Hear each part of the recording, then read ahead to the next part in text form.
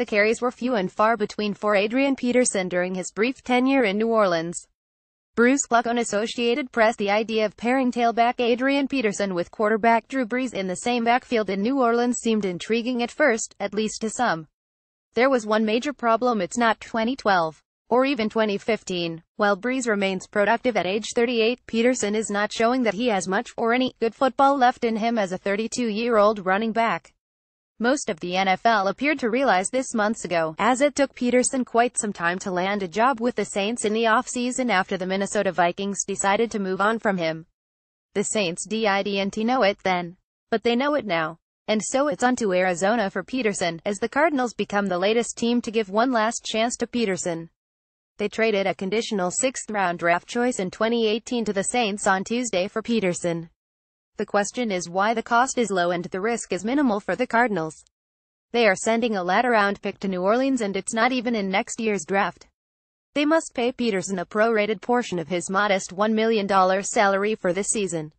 They are without injured running back David Johnson and they are ranked last in the league in rushing offense. Even so, the move seems desperate for the Cardinals.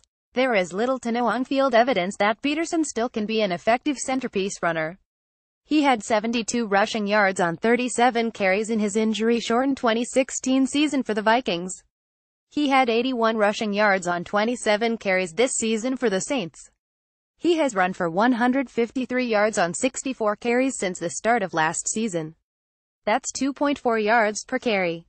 It's a small sample, yes. But if the name on the back of the jersey was something different, there would be no reason to grant further opportunities.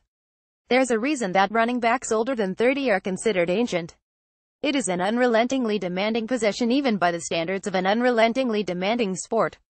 There are only so many carries that a body can take and so many hits that it can endure.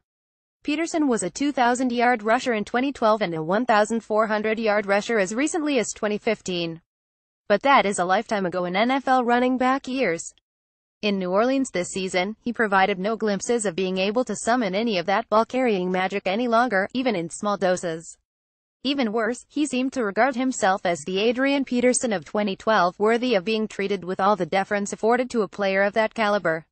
He glared at Saints coach Sean Payton on the sideline during the season-opening game at Minnesota. There appeared to be a less than pleasant exchange. Peterson and Payton said there was nothing to it. But the images suggested otherwise. Peterson was a role player in New Orleans. But he didn't appear to accept that. The Saints have Mark Ingram and Alvin Kamara to share playing time and split carries in their backfield. They'll be just fine without Peterson. They will probably be better off, actually, without the headaches. In Arizona, Peterson joins another aging quarterback in Carson Palmer.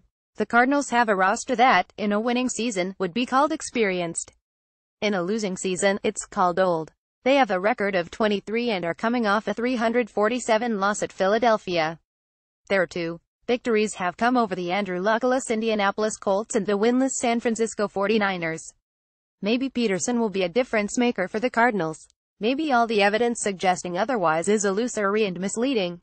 Maybe all he needs is a chance to be a number one running back again. But to actually believe that at this point requires a significant leap of faith.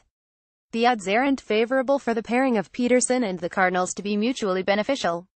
Read more. NFL Roger Goodell says NFL believes players should stand during national anthem. Trump blasts ESPN's Jemele Hill after her suspension for tweet about Cowboys owner Jerry Jones. Cowboys fan suffers third-degree burns putting on flaming Dallas jersey after loss. I can be a better man. Suspended Browns WR Josh Gordon comes clean about his drug use. Tony Dungy knows something about NFL player demonstrations that Jerry Jones is missing.